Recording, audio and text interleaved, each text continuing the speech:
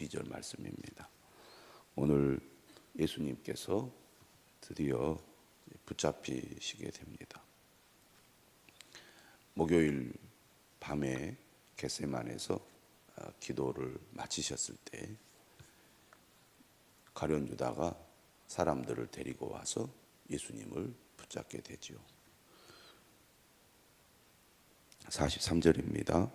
예수께서 말씀하실 때에 곧 12 중에 하나인 유다가 왔는데 대제사장들과 서기관들과 장로들에게서 파송된 무리가 검과 몽치를 가지고 그와 함께 하였더라.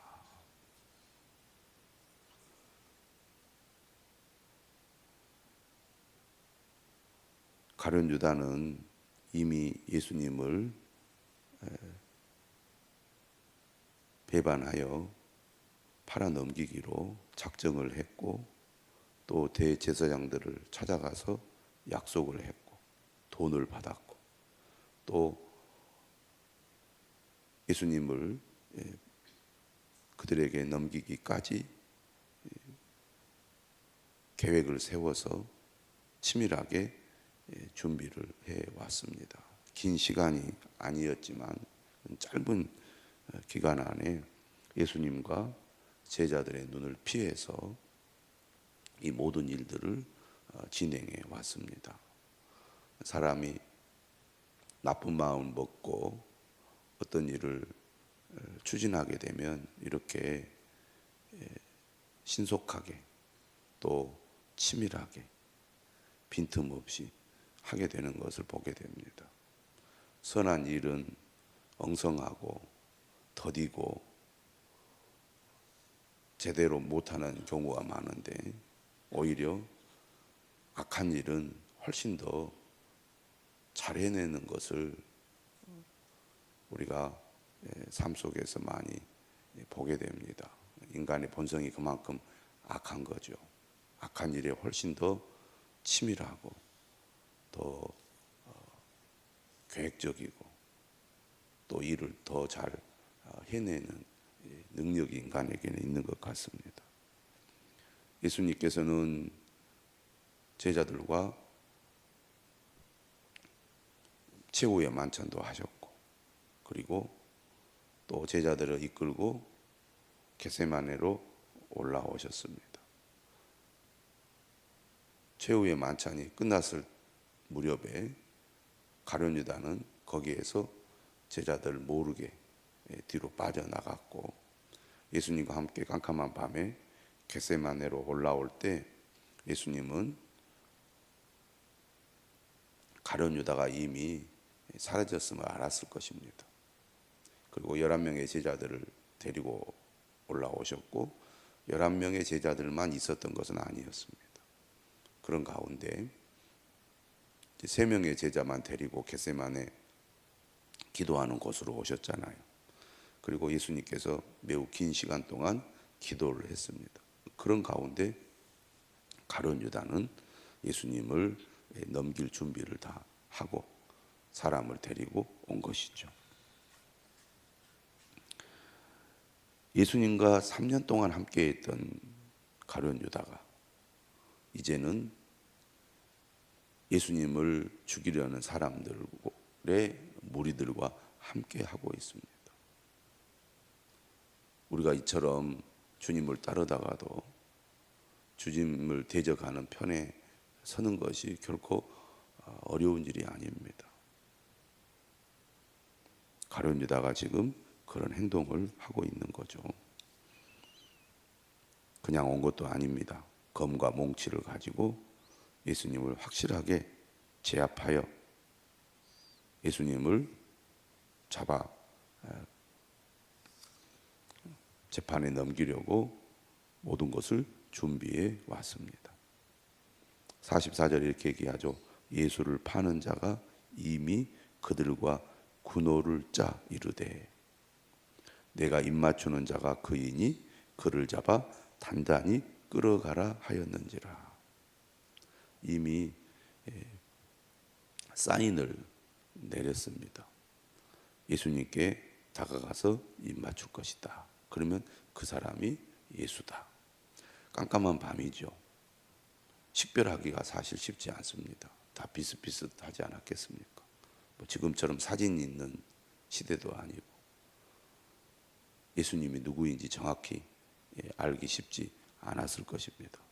하지만 3년이나 예수님과 함께 있었던 가룟 유다는 예수님이 누군지 정확히 알고 있기 때문에 깜깜한 밤에 식별이 어렵고 또 누구인지 알 수 없는 상황 속에서도 가룟 유다가 지목하면 그 사람이 예수님이라는 것은 금방 알게 되는 거죠.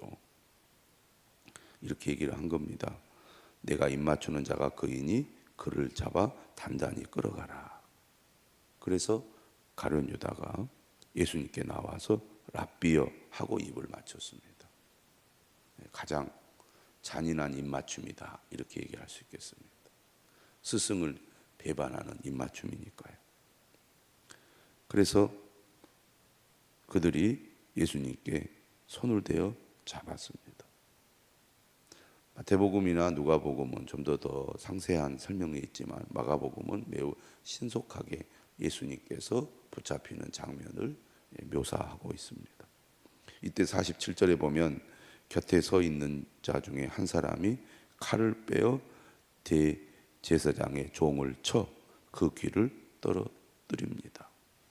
우리가 사복음서를 다 종합해서 비교해 보면 곁에 서 있는 자 중에 한 사람은 베드로입니다. 그가 칼을 빼어 대제사장의 종을 치죠. 이 대제사장의 종의 이름은 말고입니다. 그 사람의 어느 쪽 귀를 떨어뜨립니까? 오른쪽 귀를 떨어뜨립니다. 예수님께서 그 귀를 잡아다가 다시 그 사람에게 붙여주지요.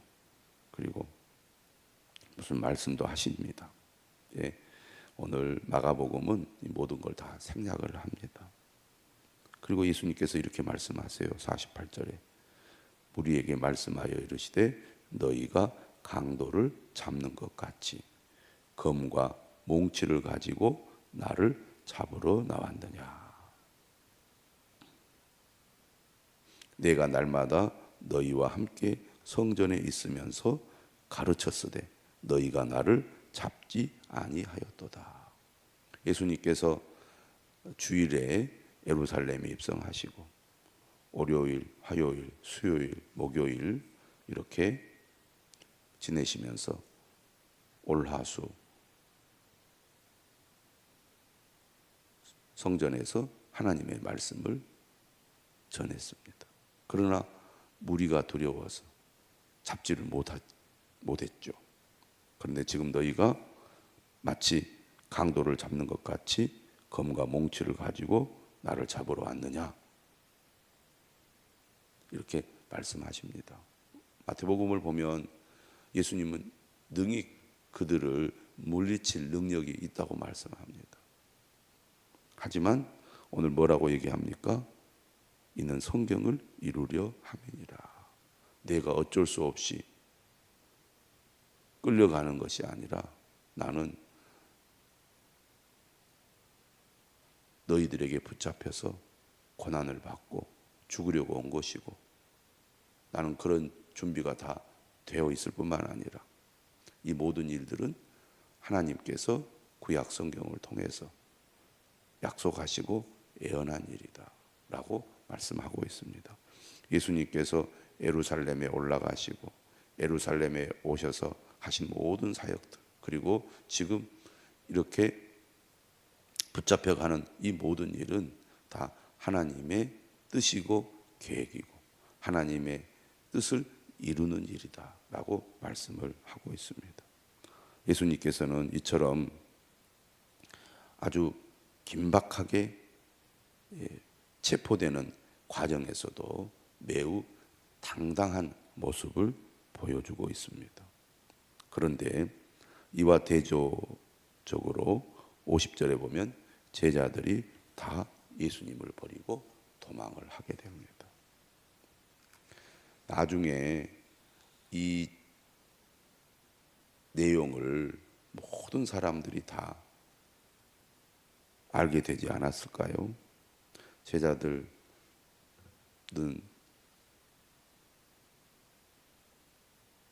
많은 사람들에게 예수님을 전하는 일을 했습니다. 이러한 일도 전했을 거 아니에요. 우리가 다 예수님을 버리고 도망갔다고. 얼마나 부끄러운 일입니까? 지도자로서, 예수님의 제자들로서, 사도로서 부끄러운 일이죠. 그러나 그들은 거짓 없이 숨기지 않고 과거의 자신들이 예수님을 버리고 도망갔다는 사실을 증거했을 것입니다. 부끄러운 것이지만 우리가 과거에 예수님께 이런 큰 잘못을 저질렀다고. 도망간 것은 도망간 것이다 이렇게 생각할 수도 있습니다. 왜냐하면 두려웠기 때문에. 그러나 예수님과 최후의 만찬을 했을 때 그들이 한 말을 생각해 보면 보통 부끄러운 일이 아닙니다. 마가복음 14장 27절 이하에 보면은 예수님께서 무슨 말씀을 하시느냐면 너희가 다 나를 버리리라 이렇게 말씀하셨거든요. 그때 베드로가 큰 소리를 칩니다. 다 버릴지라도 나는 그리하지 않겠나이다. 베드로가 무슨 얘기를 합니까? 나는 다른 제자들과는 다르다는 거죠. 예수님께서 제자들을 데리고 예루살렘에 올라갈 때도 서로 누가 크냐고 큰 소리 쳤던 사람들이 제자들 아닙니까? 예수님께서 훈계하셨음에도 불구하고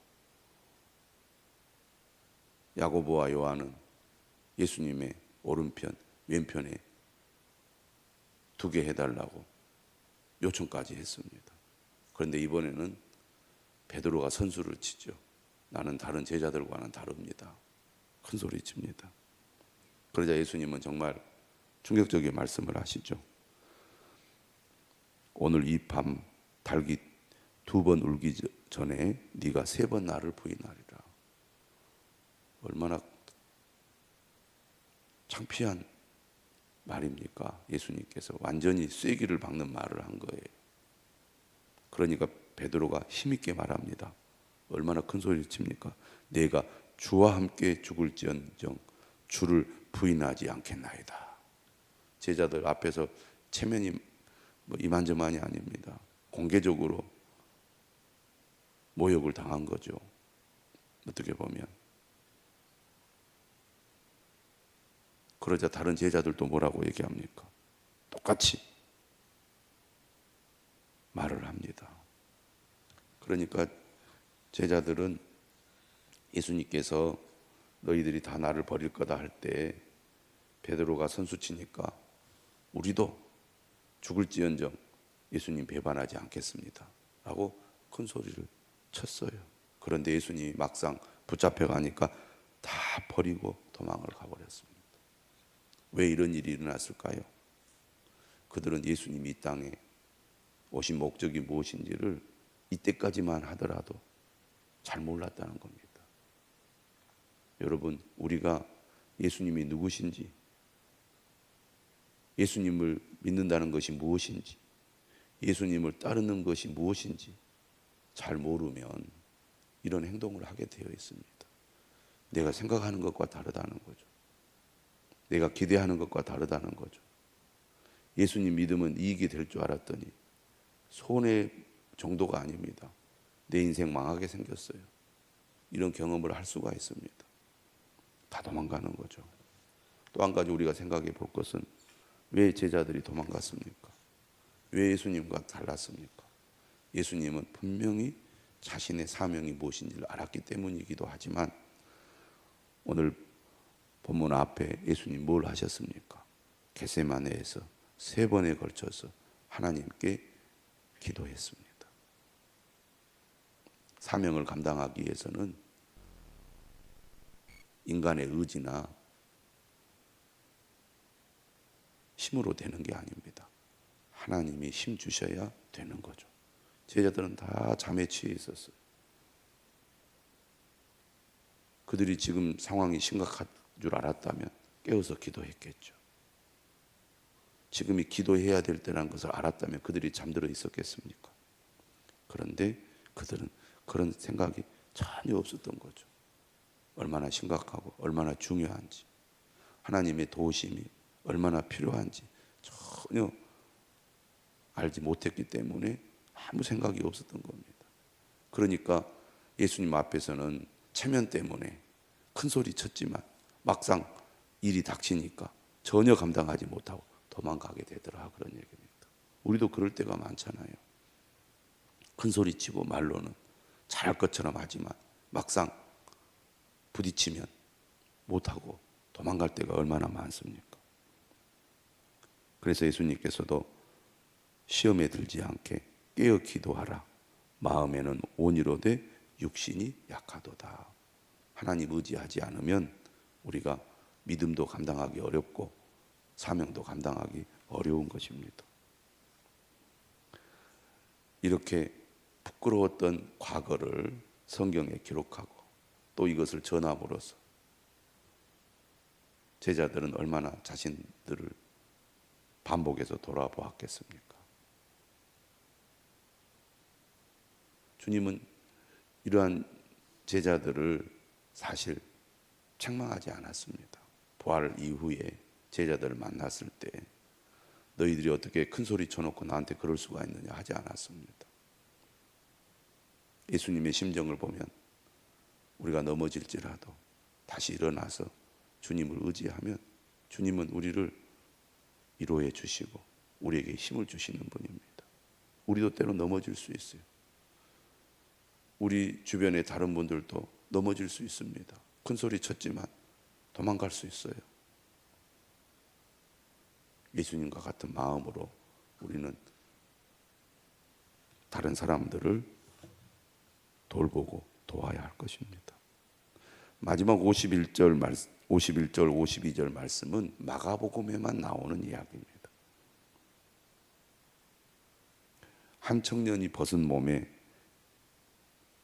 배 혼이불을 두르고 예수를 따라가다가 무리에게 잡히매, 이 한 청년은 예수님의 12 제자 중에 한 사람이 아니었습니다. 그런데 겟세마네 동산까지 예수님을 쫓아온 것 같아요. 오늘 우리 시대의 시각으로는 이해가 잘 안 되죠. 왜 옷도 안 입었을까? 배 혼이불을 두르고 따라갔을까? 이해가 잘 안 되지만 그 당시에는 그만큼 옷이 흔하지 않았고 옷이 이불 같은 역할도 했고 그런 시대였습니다. 아마 늦게 따라왔을 수도 있습니다. 허겁지겁 예수님을 쫓아왔을 수 있어요. 분위기가 어수선하고 살벌했을 거 아닙니까? 그래서 예수님을 따라가다가 엉겁결에 붙잡혀 버린 거예요. 그러자 이 사람이 어떻게 했냐면 배에 혼이불을 버리고 벗은 몸으로 도망을 갑니다.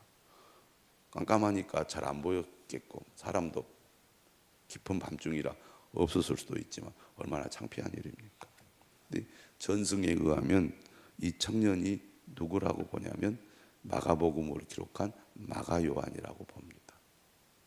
예수님께서 머물렀던 곳이 마가의 다락방, 그곳에서 예수님께서 최후의 만찬을 했잖아요. 그러니까 그 최후의 만찬을 한 곳에서 마가 요한이 있었고 예수님께서 제자들과 함께 겟세마네로 갈 때도 아마 뒤따라 간 걸로 보고 있습니다. 그런데 이 마가도 막상 예수님이 붙잡혀 갔을 때 도망가 버린 거예요. 부끄러운 일이잖아요. 그렇지만 그럼에도 불구하고 부활하신 주님을 만나고 은혜를 받고 변화가 되어서 주님을 따르고 결국 마가복음을 기록하는 일까지 했습니다. 우리가 다 넘어질 수 있고 또 잘못할 수 있는 거죠. 그러나 부끄러워하지 아니하고 깨닫고 회개하고 돌이키고 다시 주님을 따르면 주님은 언제든지 그를 일으켜 세워주시고 주님의 도구로 사용하신다는 겁니다. 오늘 한 주간에 우리의 연약함, 우리의 믿음 없음을 주님 앞에 고하고 또 기도하여 성령의 능력을 힘입는 여러분들이 되시기를 주님의 이름으로 축원합니다.